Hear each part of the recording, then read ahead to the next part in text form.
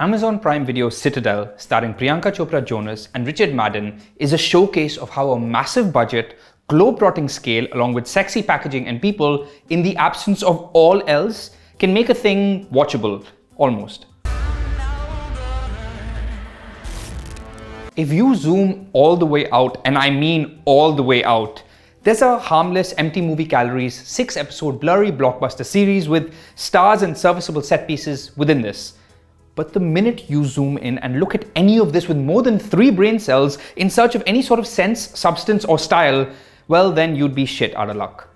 Citadel is set in a world of super spies and features every trope and cliche in the book. Think of this as lazy Bourne meets bland Bond meets meh Mission Impossible meets decaf Pathan. Citadel is the name of a secret global good guy organization that has a bunch of spies around the world to stop bad guys, terrorists, and fight off the threats of their rival organization, the crime syndicate Manticore. Our very own Priyanka Chopra Jonas is Nadia Sin, and the best thing about this show. Across her is a sincere enough yet hollow Richard Madden as Mason Kane.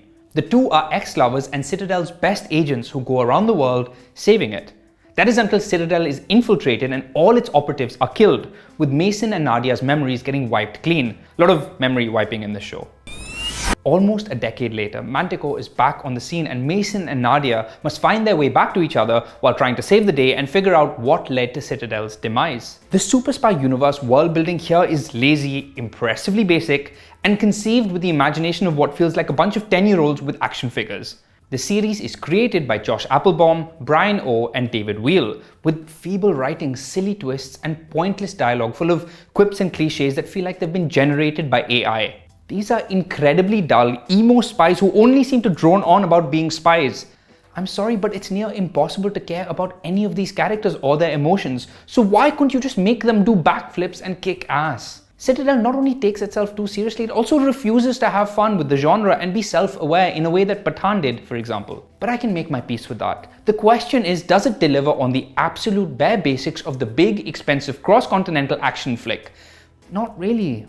The action is shockingly stale, full of these typically incoherent, hyper-cutting fight scenes and shootouts. Right from the very first episode where we get a terribly shot hand-to-hand action scene in the bathroom of a speeding train to an abandoned factory shootout in the 4th episode.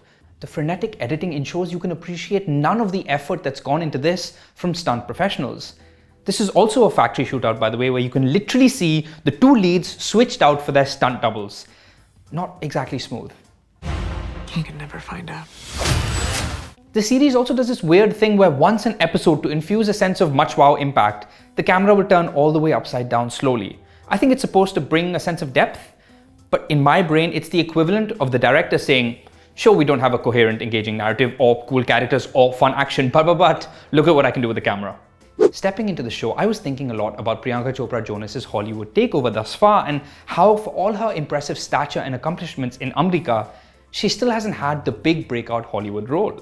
There was Quantico, of course, and supporting parts in films like The Matrix and Baywatch and the odd rom-com here and there, but no definitive superstar vehicle. And Citadel gives her that. She's the best thing on offer here. She knows how to bring the charm and swag and create a fun action hero.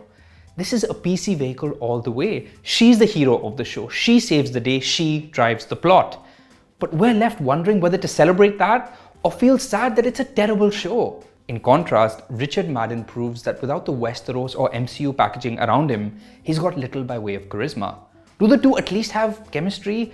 Not really. I mean, to the extent where, you know, when there's 2 hot single people in a group and it's like, well, you guys might as well hook up. Yeah, same vibes.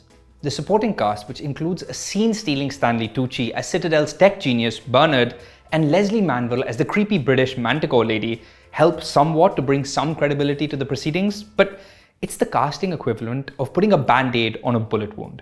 There are some nice touches and promising ideas within the blur of Citadel, like the fact that Nadia gets her memory back and Mason doesn't, or the formidable Manticore bad guy twin characters, or the idea of an amnesiac super agent who's a decent person grappling with the asshole spy he used to be, but has no memory of.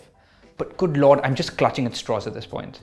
Citadel is supposed to kick off a massive spy universe on streaming. They've reportedly already greenlit a 2nd season, an Italian spin-off, and Raj and DK are currently hard at work on the Indian spin-off starring Varun Dhawan and Samantha.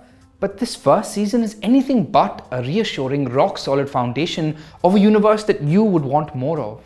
Citadel reportedly cost $300 million. $300 million. Do you know what you could do with $300 million?